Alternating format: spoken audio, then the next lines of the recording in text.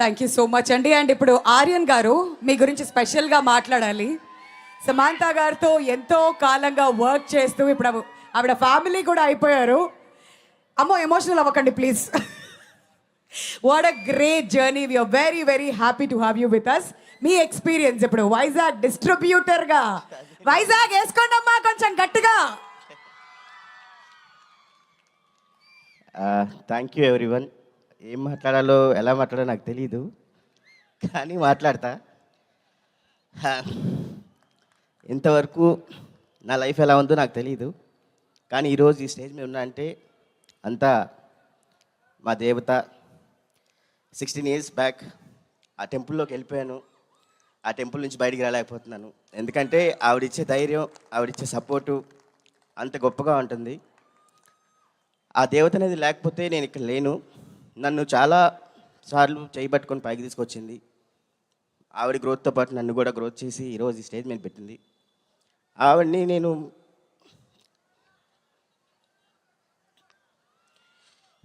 ఏమని పిలవాలో తెలియదు, కానీ ఆవిడ లేకపోతే నేను లేను.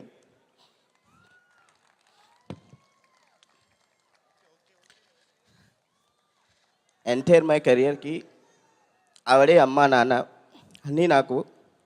ఆవిడ లేకపోతే నేను లేను. Thank you ma'am, thank you for your support.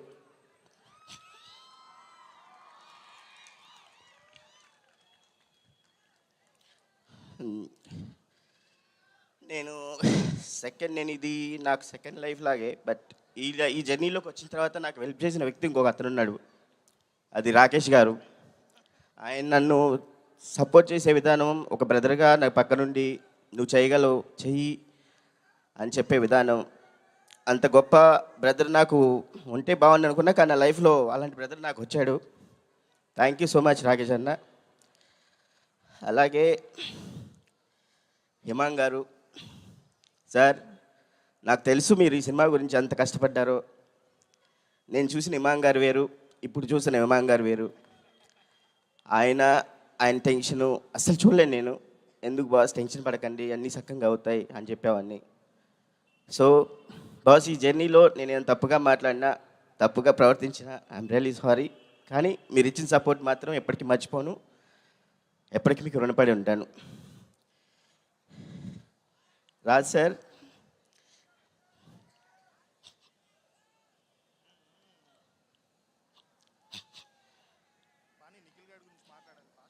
మీరు వచ్చిన తర్వాత లైఫ్, మీరు ఇచ్చిన సపోర్టు అది ఎవరు ఇవ్వలేరు, ఎవరు కూడా.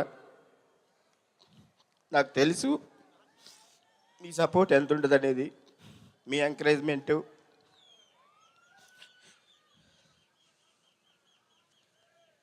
I'm so proudful sir.